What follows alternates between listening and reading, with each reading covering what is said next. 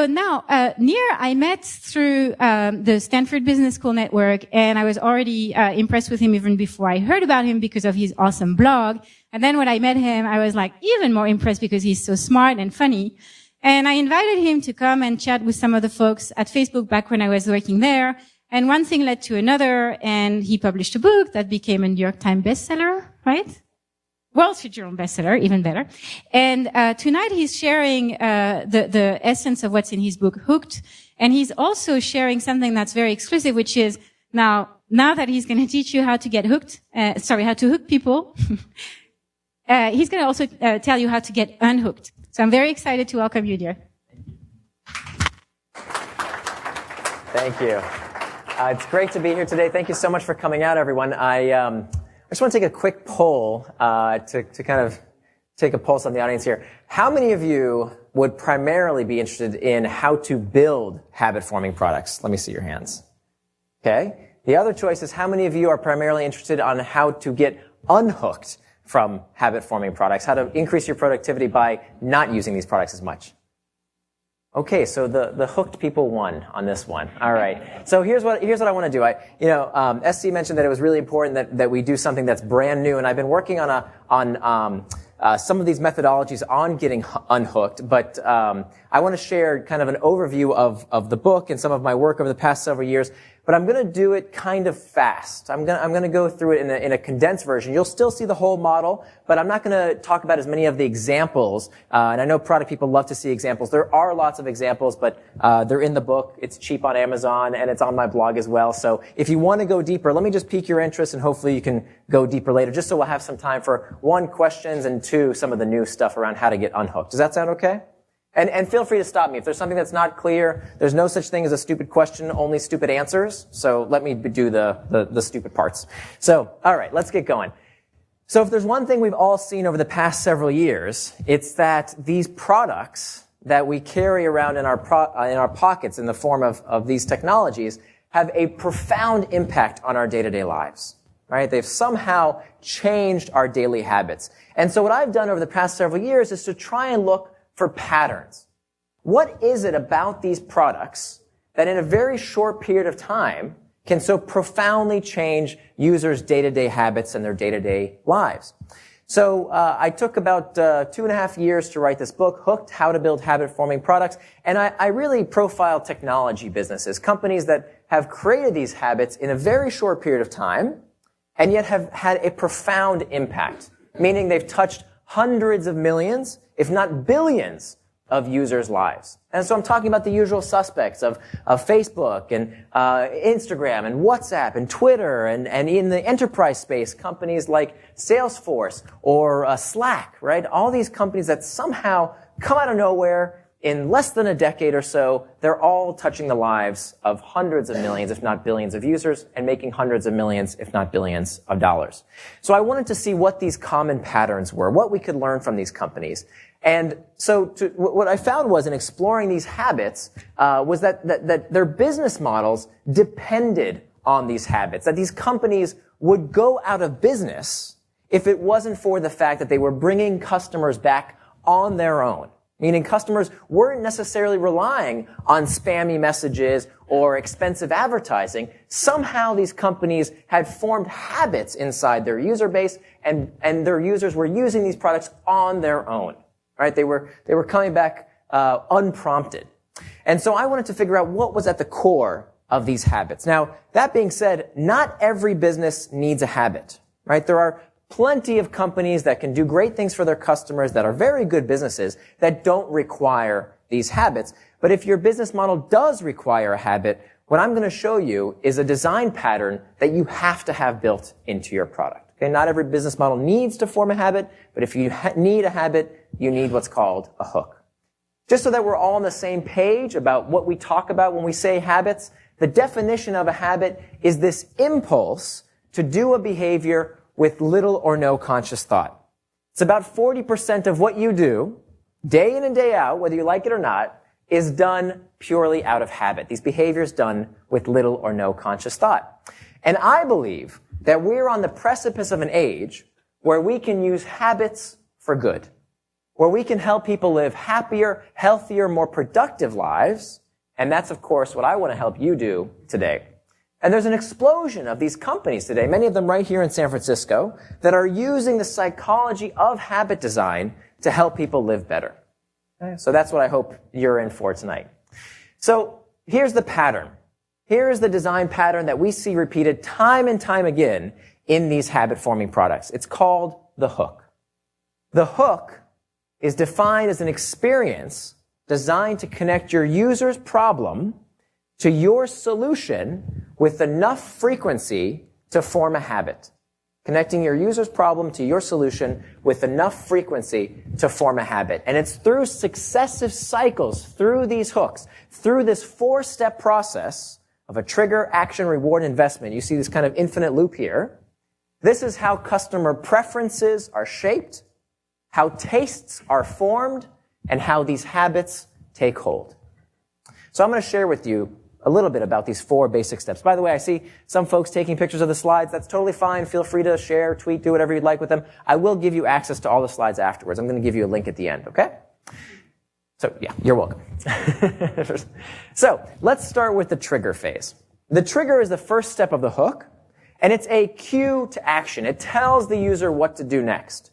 All triggers are these cues. They tell the user what to do next, and they come in 2 types. 2 flavors, if you will.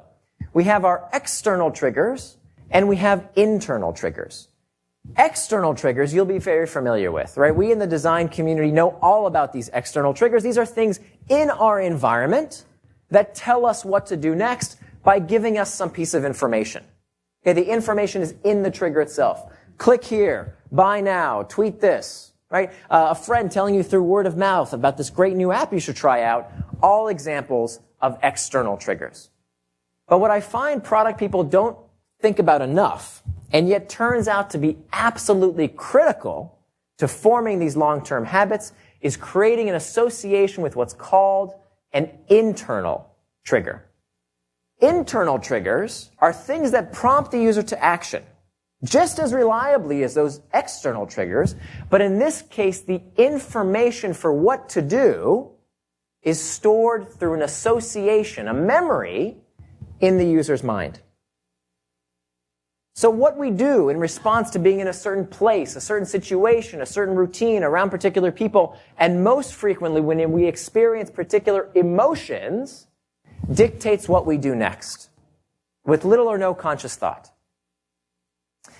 Turns out the most frequent internal triggers are these emotions, but not just any emotion. Specifically, they are negative emotions. So what we do when we're feeling bored or lonesome or indecisive or fearful or fatigued or lost, what we do when we experience these negative emotions dictates the products and services that we turn to for relief. These are pain points. Now, some of the research that shows us this is the case comes to us from a study that found that people suffering from depression check email more. Now, why would that be? Right? Why would people suffering from depression check email more? Some of the folks checking email just put down their phones. That's fine. Why would people suffering from clinical depression check email more? Well, what the study found was that people suffering from depression experience what psychologists call negative valence states. They feel down more frequently than the rest of the population. And so what are they doing to boost their mood, to get out of that negative valence state? They're turning to their technologies. They're checking email more frequently than the rest of the population. And if we're honest with ourselves, we all do this to some degree, don't we? What website, what app do we check when we're feeling lonely? Where do we go? Facebook, right. What about when we're unsure about something? Before we scan our brains to see if we know the answer, what are we instantly doing? We're Googling it, of course. And what about when we're feeling bored? You know, between 2 and 4 o'clock in the afternoon when you have that big project you don't feel like working on right now? Where do you go? You check YouTube, you check Reddit, you check stock prices, you check sports scores, you check the news, you check Pinterest. All of these solutions for this painful internal trigger of boredom. We don't like that sensation of boredom. It feels bad. It's a pain point. And so with little or no conscious thought, before we could even articulate that we're feeling this sensation, The definition of a habit with little or no conscious thought, we're using these products and services to alleviate that discomfort. So what do we do with this? I see some of you kind of with this embarrassing grin on your face saying, oh, I guess I kind of do use some of these products and services when I feel these emotions. But how do we build better? How do we help people live happier, healthier, more connected lives by understanding the importance of these internal triggers in habit formation? Well, it starts from fundamentally understanding what is your user's itch. I can't tell you how many times I meet with product teams in my consulting practice, and they can tell me all about the functional requirements of their product, but when I ask them about the psychological requirements, they haven't a clue. So we have to understand more than just what the product does for the customer, but we also need to understand what itch it scratches, and is that itch frequent enough to form a habit around? We've got to understand that internal trigger. There's a lot more case studies in the book around how companies find these internal triggers and how important it is to those habits, but for the sake of time, we'll move on to the next step of the hook, the action phase. The action phase is the behavior itself. It's the habit. The definition of the action phase of the hook is the simplest behavior done in anticipation of a reward. The simplest behavior done in anticipation of a reward. Let me show you a few habit-forming products, and I want you to see just how simple these actions are. Something as simple as scrolling on Pinterest, just that act of scrolling, or searching on YouTube, or what could be simpler than pushing the play button on YouTube. These very simple, discrete actions done in anticipation of a reward. Now, it turns out there's actually a formula to predict the likelihood of these singular behaviors. It comes to us from a researcher at Stanford by the name of B.J. Fogg. Fogg tells us that for any human behavior, as represented by B, we need three things. Who's seen this model before? Anybody seen this equation before? A few of you? Okay, so for those of you who this is new to, it's a very powerful equation. I mean, think about this. Fogg theorizes that any human behavior, your significant other's behavior, your children's behavior, your user's behavior, only requires three things. Every click, every action, every behavior requires sufficient motivation, sufficient ability. Ability is how easy or difficult a behavior is to do, and a trigger must be present. So we need all these three things at the same time: sufficient motivation, ability, and a trigger. Let me quickly explain these three things for you. Motivation is the energy for action, how much we want to do a particular behavior. Now, motivation is one of these things that psychologists have been arguing about for decades and decades, but Fogg gives us these 6 basic levers that we can pull on to boost user motivation, to make people more likely to do a behavior by increasing their energy for action. Because all of us as human beings, fundamentally, we seek pleasure, we avoid pain. We seek hope, and we avoid fear. We seek social acceptance, and we avoid social rejection.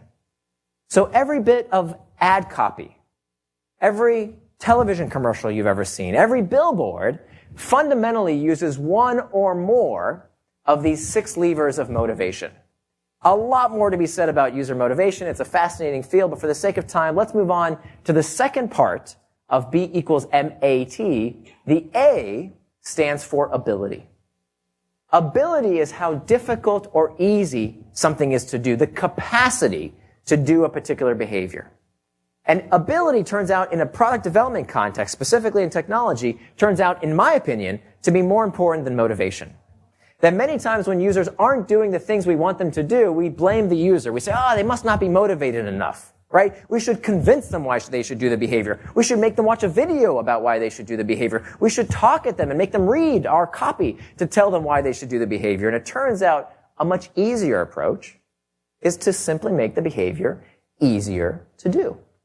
And here again, we have these 6 levers that we can pull on to make any behavior more likely to occur by decreasing how much time it takes, how much money it costs, reducing the physical effort. Brain cycles. Brain cycles is a big one when it comes to technology products because it turns out the more difficult something is to understand, the less likely that behavior is to occur. Reducing the cognitive load increases the likelihood of the behavior occurring. Social deviance tells us that we become more likely to do something when we see other people like us doing it. And finally, non-routine says that we become more likely to do something simply for the fact that we have done it before in the past. Which is why the best predictor of what you will do tomorrow is what you did yesterday. Because the more we do a particular behavior, the easier it becomes, and therefore we become more likely to do it in the future. It gets easier with time. It gets easier with practice, right? The more we do it, the easier it becomes, the more likely we are to do it in the future. So Fogg puts together these three basic elements of motivation, ability, and triggers on this graph. That's very useful in a product development context. If you're building, for those of you who raised your hands and say, I want to figure out how to make my product more habit-forming, if you've built a product and darn it, people aren't using it, right? And you're scratching your head trying to figure out why aren't people clicking? Why aren't people activating? Why aren't people doing the things we want them to do? For any human behavior, you can ask yourself, does the user have sufficient motivation? High motivation at the top, low motivations at the bottom. Does the user have sufficient ability? If a behavior is easy to do, it's way over there on the right. If a behavior is difficult to do, if they lack ability, it's over here on the left. And if the user has sufficient motivation and sufficient ability, they cross that blue threshold, and if a trigger is present, the behavior will occur. Every single time. Online, offline, doesn't matter. Any human behavior. Let's make this concrete. Give me a reason why you may not pick up a phone. Think of a time in your life when you didn't pick up a phone. Why didn't you pick up that phone? Shout out a reason. You're in a meeting. Terrific. You're in a meeting. Maybe you're listening to me right now. It'd be kind of socially awkward to be the one person in the room that takes out the phone and says, okay, I got to go take a phone call right now. There's social deviance there. It's kind of awkward. It's hard to do, let alone the physical environment, right? You have to get through these aisles. It's difficult to do that behavior. You lack ability. So even if it's a really important call, and you have tons of motivation, even if you hear the phone ring and the trigger is present, if you lack ability, you never cross that threshold, the behavior doesn't occur. What's another reason why you may not pick up a phone? Didn't want to talk to the person. Terrific. So maybe it's an unknown number. You think it's a telemarketer. Even if you heard the phone ring, even if the phone is right there next to you, plenty of ability, you lack motivation. So you don't cross that threshold. Behavior doesn't occur. What's one more reason why you may not pick up a phone? Because of a trigger. But why? Okay, so that might be low motivation or maybe ability, depending on the situation. But what about a trigger? Why would you not pick up a call because you lack a trigger? You didn't hear it. Exactly. The phone's on silent. That's never happened to anybody before, has it? Right? Has that ever happened to somebody where you have tons of motivation? If you had heard the phone ring, you would have picked up the phone. High motivation. The phone was right there next to you, but you never heard it ring. So for any human behavior, we always require sufficient motivation, ability, and a trigger must be present every single time. Online, offline, doesn't matter. Okay? Again, there's more case studies here on how companies use these principles to make the intended action more likely to occur. That's what the action phase of the hook is all about, the simplest behavior in anticipation of a reward. Now let's move on to the reward phase of the hook. The reward is where the user's itch is scratched, where they get what they came for. When we talk about rewards, we have to start in the brain. And in particular, an area of the brain called the nucleus accumbens, which was first studied by two Canadian researchers by the name of Olds and Milner, who discovered that when they implanted electrodes into the brains of lab animals, and they allowed these lab animals to self-stimulate. They could push on a little lever to send an electrical current to this part of the brain. What they found is that these lab animals stimulated their nucleus accumbens incessantly. They would run across painful electrified grids. They would forgo food. They would forgo water just to continue to activate this part of the brain time and time again. In later experiments done on people, they observed similar results. That when people were handed this little button to press on to send an electrical jolt to this part of the brain, they did so hundreds of times. Some of the people had to have these machines forcibly removed from them to get them to stop clicking on these buttons, sending this current to their nucleus accumbens. Well, it turns out we don't need shocks to the brain to stimulate your nucleus accumbens because your nucleus accumbens is activated every single day. With things like luxury goods, sex, certain chemicals, junk food, and of course right there in the center technology, all activate this very same part of your brain every single day. Now, much of the psychology community and Olds and Milner believed that the purpose of the nucleus accumbens was to stimulate pleasure. Right? Why else would lab animals and later people incessantly activate this part of the brain if it wasn't because it felt good, right? Well, not exactly. It turns out what we now know about how the brain gets us to act is that it doesn't stimulate pleasure per se. That's not the job of the nucleus accumbens. The role of the nucleus accumbens is to stimulate what we call the stress of desire. Wanting, craving, because what we now know is that this part of the brain becomes most active in anticipation of the reward. But when we actually get the thing we want, when we actually receive the thing that's going to make us happy, that's when the nucleus accumbens becomes less active.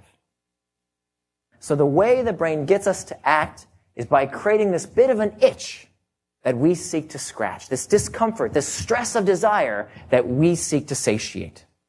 If you've ever had that sensation during a meeting of, ooh, I wonder if I have a bunch of emails right now, or I wonder what's going on Facebook, or maybe I should check Twitter. If you've ever had that bit of a sensation, or what's going on with the big game right now, right? That bit of an itch of, I gotta check, I gotta figure out what's going on. That's your nucleus accumbens anticipating that reward, that stress of desire. And it turns out that there is a way to supercharge this stress of desire. Does anybody want to know how? Anybody curious?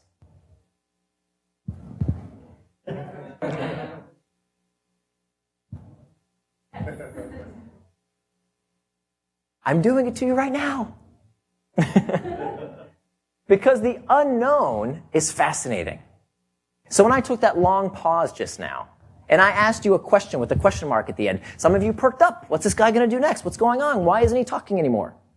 And that bit of uncertainty, that bit of mystery, that bit of variability increases our focus, increases our engagement, and by the way, it's highly habit-forming.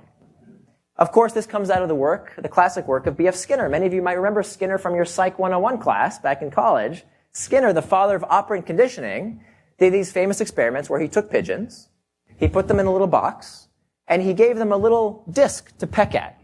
And every time this pigeon would peck at these discs, they would receive a reward. They would get a little food pellet. So at first, Skinner could train these pigeons to peck at the disc whenever they were hungry. Right? Peck at the disc, get a reward. Pigeons pecked whenever they were hungry. But then Skinner did something a little bit different. Skinner introduced a variable reward. So sometimes a pigeon would peck at the disc, nothing would come out. No food pellet. The next time the pigeon would peck at the disc, they would receive a food pellet. And what Skinner observed when he introduced this variable reward is that the rate of response, the number of times these pigeons pecked at the disc, increased. It was observed to occur more frequently when the reward was given on a variable schedule of reinforcement. Why does this happen? Because we now know that variability spikes activity in the nucleus accumbens, creating this itch, this stress of desire. And so in all sorts of products that we find most habit-forming, most engaging, the things that hold on to your attention and won't let go, you will find one or more of these three variable reward types. What I call rewards of the tribe, rewards of the hunt, and rewards of the self. Let me introduce these to you briefly. Rewards of the tribe are social rewards, things that feel good, that have an element of variability, and come from other people. So the search for empathetic joy, feeling good because someone else feels good, partnership, cooperation, competition, all examples of things come from other people, feel good, and have this element of variability.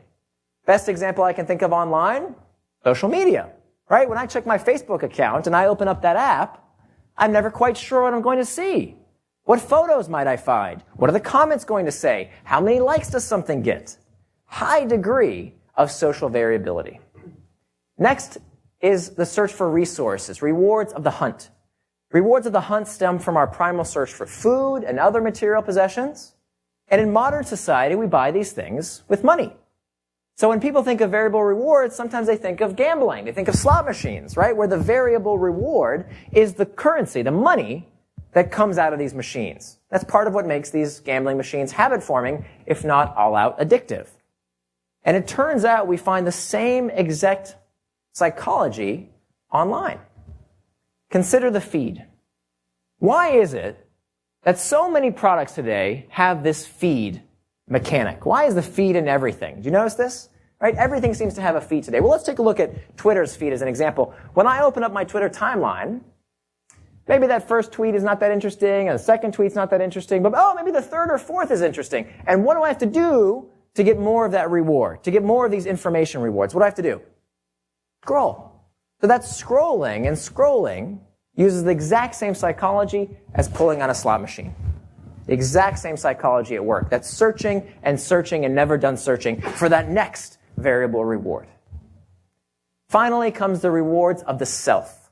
The search for self-achievement. The rewards of the self are things that feel good, that have an element of variability, but don't come from other people and aren't about these material or information rewards. These are things that feel good in and of themselves. They're intrinsically pleasurable. The search for mastery, consistency, competency, and control. Best example I can think of online is gameplay.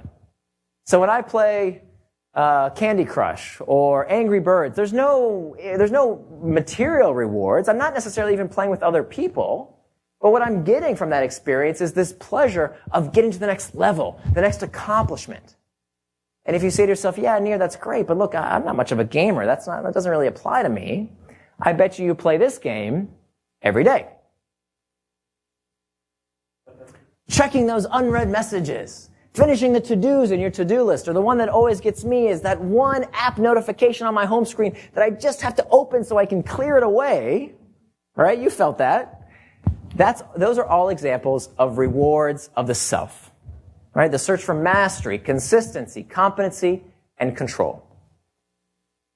The point of the variable reward phase is to give the user what they came for, to scratch the user's itch, and yet provide them with some kind of mystery, some variability around what they might find the next time they engage with the product. Which finally brings me to the last step of the hook, and perhaps the most overlooked of the 4 steps of the hook, the investment phase. The investment phase is where the user puts something into the product in anticipation of a future benefit. It's not about immediate gratification. That's what the action phase is for. The investment phase is something the user does to increase their likelihood of the next pass through the hook. And investments do that. Investments increase the likelihood of the next pass through the hook in 2 ways. The first way that investments increase the likelihood of the next pass through the hook is by loading the next trigger. By loading the next trigger. Something that the user does to bring themselves back. Let me show you an example. When I send someone a message on WhatsApp, and this slide was in my presentation way before the acquisition, when someone sends a message on WhatsApp to another user, there's no immediate gratification, right? They don't get any points. They don't get any badges. Nothing really happens when they send someone that message. But what I'm doing when I'm investing in this platform by sending a message is that I'm loading the next trigger because I'm likely to get a reply. And that reply comes coupled with that little Joule notification, which is an example of an external trigger, which brings me back through the hook once again. Okay? So the first way that investments increase the likelihood of the next pass is by loading the next trigger. The next way that investments increase the likelihood of the next pass is by storing value. Storing value is a big deal. You know, something that is endemic to all physical products, things that we use in the real world, is that with wear and tear, these things depreciate. These chairs, tables, a carpet, everything in the physical world, the more we use it, the less valuable it becomes. It depreciates.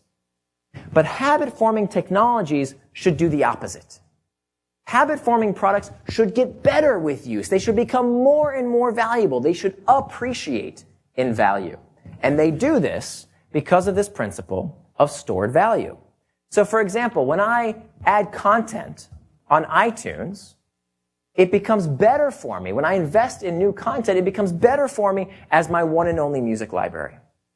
The more data I put into a service like Mint or Pinterest for that matter, the more data I give these platforms, the better they become for me. They become more and more valuable, and I can do more and more with them the more data I give these companies.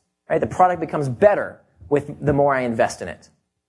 The more followers I have. So on Twitter, if Twitter were tomorrow to say, hey, look, Twitter's no longer free, you're going to have to start paying us now.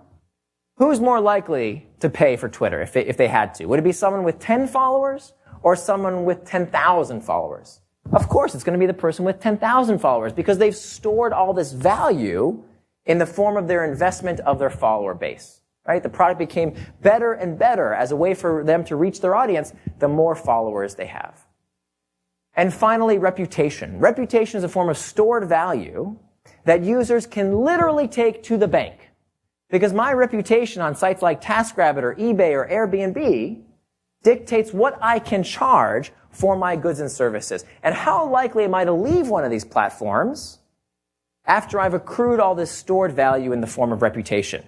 Right? It's kind of hard to leave. After I've had this good reputation on one of these platforms, think about this. Even if a better product or service came around, I'd really have to think about it. Right? It'd be kind of hard to leave. It's all of a sudden sticky. Which brings me to this cold, hard truth. That when it comes to technology products, it's not always the best product that wins. Oftentimes, it's the stickier product that wins. The one that's better at forming the habit. So that's it. The 4 basic steps of the hook model, the trigger, action, reward, and investment, that through successive cycles through these hooks, this is how customer preferences are shaped, how tastes are formed, and how our habits take hold. That was a lot. I told you it would be. I tried to cram in a lot of information into a very short period of time. I hope you'll check out the book, but let me leave you with the most important slide of the presentation.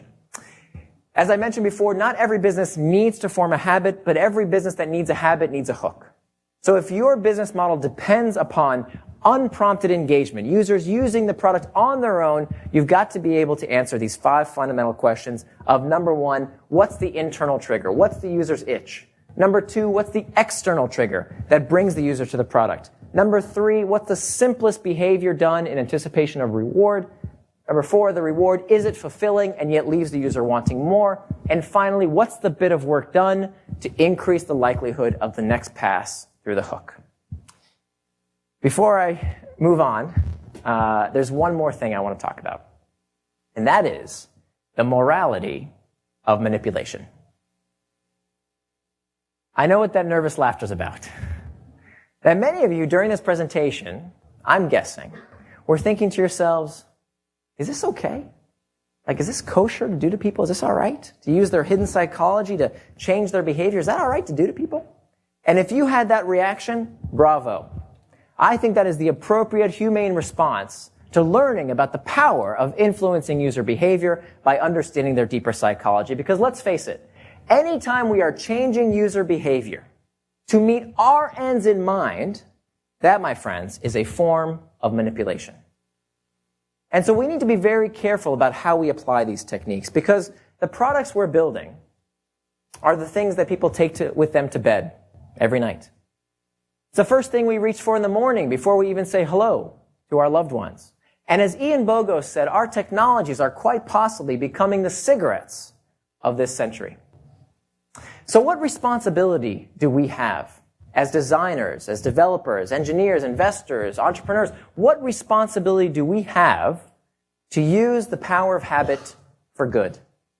Well, I encourage you to pick one of the world's problems to fix. You know, that is one thing we have no shortage of. Engage people in something meaningful, in something important. And to borrow from the words of Gandhi, I encourage you to build the change you wish to see in the world. Thank you very much. Thank you. So, quick favor. I think we have some more time here. I have a quick favor for you. Can everybody lift their phones up for me? Can you lift your phones up high, high, high? Terrific. I want to get a picture of this lovely crowd from my Instagram account. Terrific. And I had another ulterior motivation there. I just increased your ability, because now the phone is in your hand. I increased your ability. I made it easier to do the intended behavior which is to go to this URL. Please go to this URL for me. There you will find a very short survey. It'll take you all of 30 seconds to just tell me what you thought of the presentation. I'm constantly tweaking it based on user feedback. Would love to know what you thought. Just take you all of 30 seconds. After you click submit on that Google form, you will be given a link to my SlideShare page where you can have all the slides you just saw. Feel free to share them, keep them, do whatever you like with them. That's, of course, the reward. So I practice what I preach here. So with that, we can either take questions or I can jump into some unhooked strategies. What do you think? Which one? Go straight to unhooked? Okay.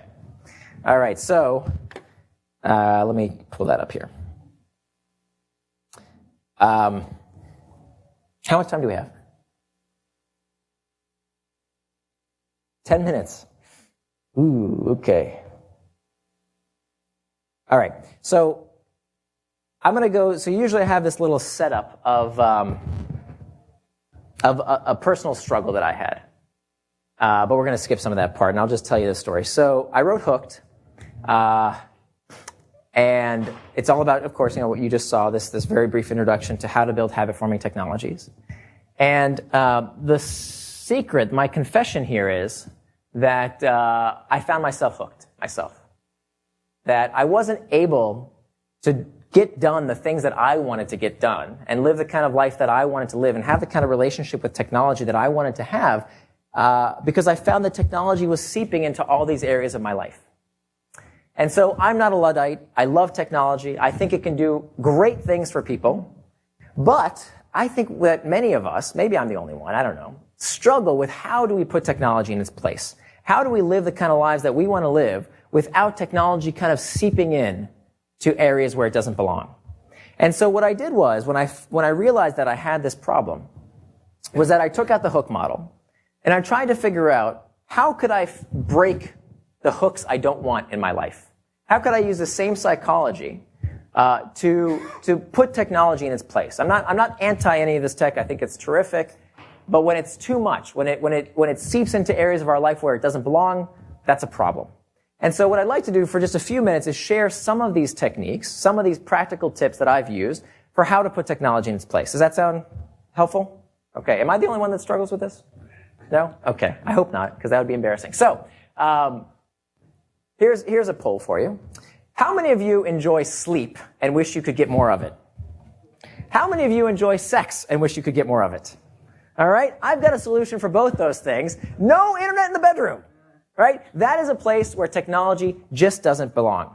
We just haven't had the time to figure out, to create these social antibodies, right? As Paul Graham quoted this phrase, social antibodies. We haven't figured out the rules and the norms around where technology belongs and where it doesn't belong. And I think one of the places it doesn't belong is in the bedroom. So 3/4 of Americans charge their phones right by their bed. They sleep with their cell phones. I think that's a mistake. And I wish that would be a behavior that we can change. We'll sleep better and we'll spend more time being with each other as opposed to fondling our devices, as opposed to your lover. So, another tip. Get a smartwatch. And this is a counterintuitive tip, right? Because I'm telling you how to make sure that technology doesn't interfere with your life, and I'm telling you strap a mini computer onto your wrist. But here's the counterintuitive insight, that the trigger, right? We're talking about the trigger phase here, how to break the trigger. It turns out that a very common behavior, one of the most common behaviors of why we check our phones every day, some measurements say about 150 times a day on average, one of the number one reasons we check our phones subconsciously is looking at the time. And of course, what happens when we look at the time? We see, a notification, a jewel icon, a Facebook message, this, that, and the other, and then we put our phone away and we have no clue what time it is. The original reason why we looked at the phone in the first place, right? So it turns out that these little guys actually do a great job of keeping all the notifications that actually aren't that important, aren't that urgent, we can get to later, and help us do the more frequent behaviors of checking the time and the super urgent stuff like SMS notifications. You still have to play with some of those settings, of course, but I found that this can be a great tool for putting those unwanted notifications until later. Here's another tip for you. How many of you use an ad blocker? Raise your hand if you use an ad blocker. How many of you don't use an ad blocker? Okay, why? Here's the thing. Even if you don't click on those ads, I know many people say, they don't really bother me, I don't click on those ads anyway. By using an ad blocker, you're giving yourself extra cognitive load. You're giving yourself more brain cycles that can be used for something else and not reading those silly ads. So you can use an ad blocker like AdBlock Plus. It's free. Get rid of those triggers. Get rid of those ads. Believe me, these companies that sell advertising will be just fine without you. Don't feel bad for them. Here's another tip. Turns out about 50% of smartphone users allow all notifications, and about only 8% of smartphone users ever adjust their notification settings. So this is a very simple thing you can do. Kill your unwanted notifications. If you want to remove those triggers, figure out how to use those notification settings to your advantage so that you can use these applications on your schedule as opposed to the app maker's schedule. Something very simple we can do. Let's talk about the workplace, okay? I'm guessing I'm not going to be the only one to describe this scene, but who's ever seen this? When you go into a meeting, this happens to me all the time, and in the middle of the meeting, someone in the room, typically the highest paid person, will think it's a fantastic time to check their email at the meeting table. I'm sure does this happen to everybody? Right? This happens to me all the time. And there's a reason that I think this is so toxic and needs to stop. Here's why. There's three main reasons. Number one, this sends a message to everybody in the room that gadget time is more important than your time, right? It sends a message here that if the boss or anybody in that room is using their device, it tells everybody else, it sends a cultural message, my time on the gadget, email takes precedence over your physical time in the room. So that's the first message it sends. The next is that it raises everybody else's stress levels. I'm not going to make it.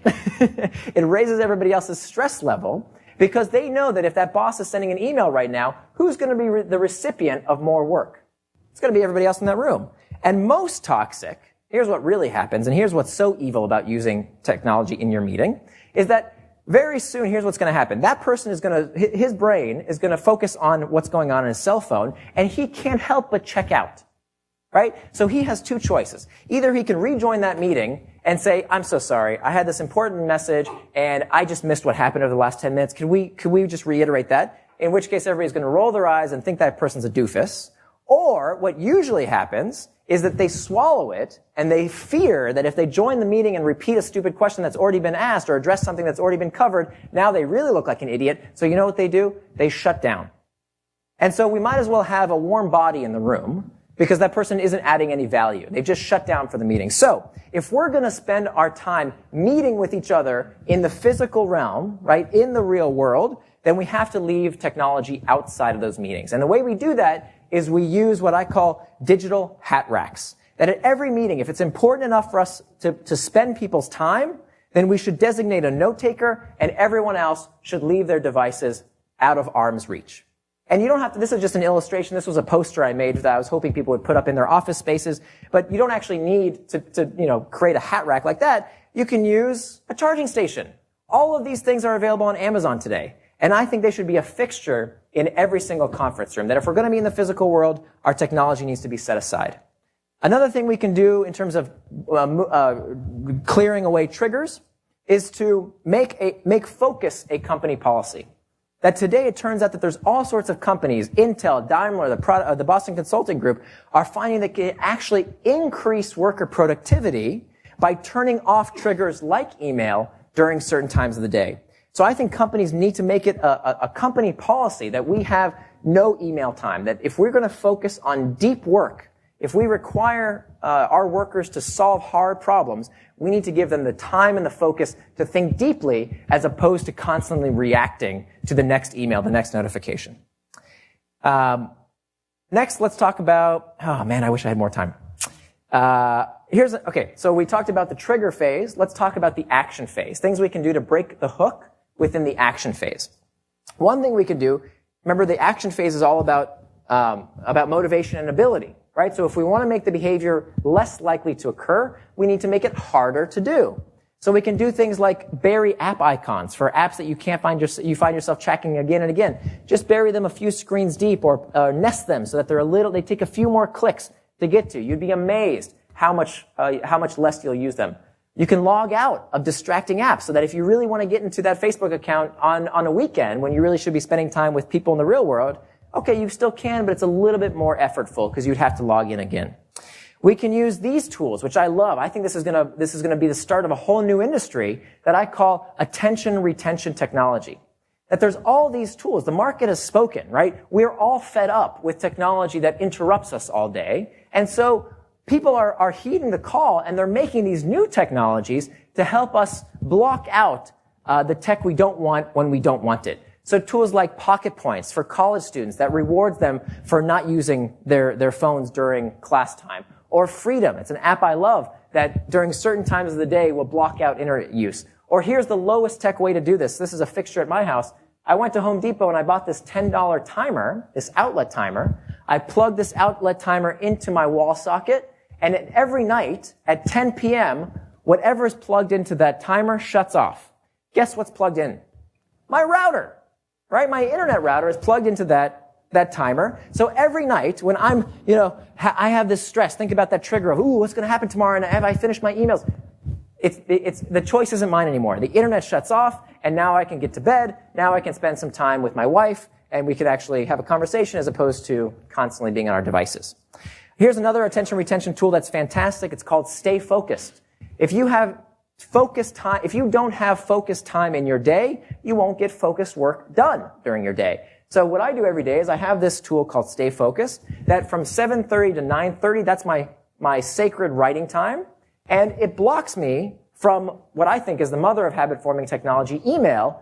So every time during 7:30, 9:30, it's a free tool, Stay Focused. It blocks those distracting sites during certain times of the day. Let me just do a couple more quick tips here. We talked about some of the psychology here. Okay, so here's a tip that I wish we would set a culture around. The variable reward phase. So we learned just a minute ago in the last presentation about how variability keeps us checking and checking and checking. Well, one thing that I think we need to get rid of is this culture of thinking that email is a tool for urgent messaging. That email should not be a tool that's used for urgent messaging. So the idea here is that when someone sends me an email, I try and remove the element of it being urgent from my inbox. Why? Because I want to remove the variability. This variability of, once in a while when you check email, oh my God, it's so important. So it's conditioned us to believe that we should constantly check because 1 in 100 messages might be really, really important that we have to check right now. So instead, the auto reply you'll get if you send me an email is, look, emails are for non-urgent messages only, and if it is urgent, use a different medium, right? You have a different way of contacting me. So I know I don't have to check my email all the time. I can check it once a day because if something was urgent, they would have found me through another channel. All right, I'll skip some more of these just for the sake of time. And I'll leave you with this, that with the investment phase, I encourage you to know the investment. Okay, many products and services that we use, we just don't understand how much time we're going to have to invest. For example, when you go to the grocery store and you see an item on the shelf, you can pick that item up and you can look at the price in dollars and cents and you'll know exactly how much it costs. But when it comes to many of the technology products we use, we have no idea how much it costs in terms of our time. And so there's a reason that people call it paying attention. Because just because something is free is no guarantee that it doesn't come with a price. So be very careful about using these products where we don't see an end in sight. Games that never end, experiences that go on and on and on. Be very wary of these products that suck you into more and more and more because let's face it, these products are built to be engaging. These companies understand what makes you tick and what makes you click better than you do. It's no accident we can't stop using these products. It's by design. So the good news here is that what makes these products so irresistible also makes them better. Right? These products are so good, and that's what makes them hard to stop using. And I believe that if we're smart, we can learn to separate the costs from the benefits. Because as Sophocles told us, nothing vast enters the life of mortals without a curse. And the internet is indeed something vast. It has connected humanity in unprecedented ways and allows us to do amazing, wonderful things. But of course, it also comes with that curse. And that curse is this latest version of distraction that keeps us checking again and again. But I believe that we can use some of these techniques that I've shared with you to help put technology in its place, to find a better way to moderate our tech habits. And I hope you'll use some of these techniques as well as sharing with me what might be working for you to help put technology in its place.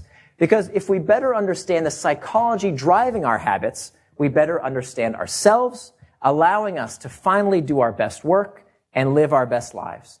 Because now you know the psychology behind how these products work. You understand the 4 steps of the hook, and you'll be able to call it out wherever you see it, allowing you to control your technology, as opposed to technology controlling you. Thanks very much. Sorry. 2 questions? Okay. All right, I get 2 questions. Yes, please. Thank you, that was great. I'm a coach. I'm always looking to connect my clients with behavior that helps them meet their goals. And one habit that I've heard is really good and that I use myself is to change your password to something you want. Yeah, interesting. Yeah.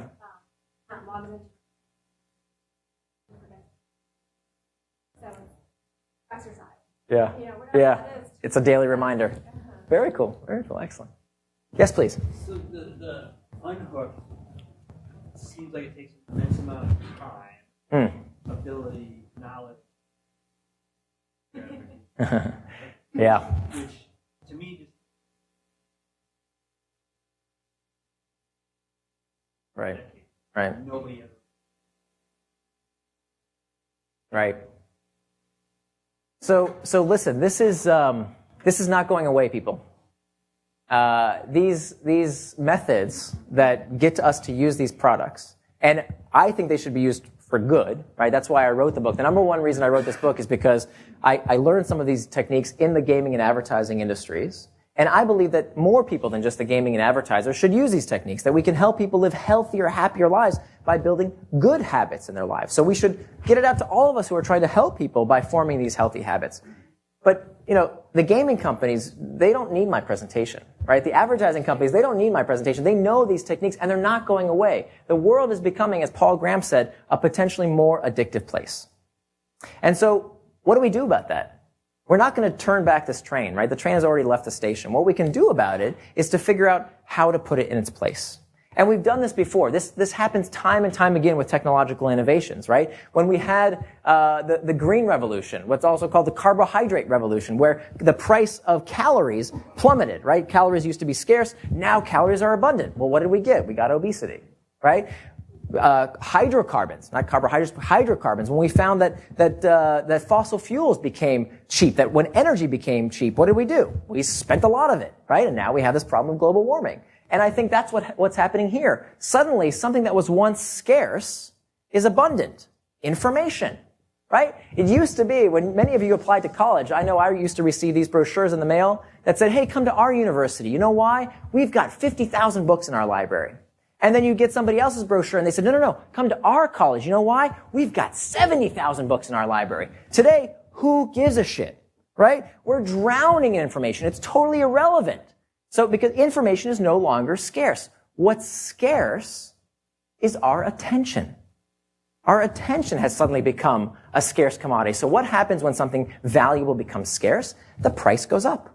And so what many of us are struggling with, myself included, is to figure out how to break these hooks so that we can put technology in its place and maintain the focus and attention that we need to get the kind of hard work done that we need to do. That's going to be the struggle of our generation. And the first step is to figure out how these things work so we can actively break these hooks. The companies are not going to break them for us. Right? We're going to have to do it ourselves. Just like we have to, eat the right foods and take care of the environment, it's just going to have to be an extra challenge that us as the user is going to have to deal with.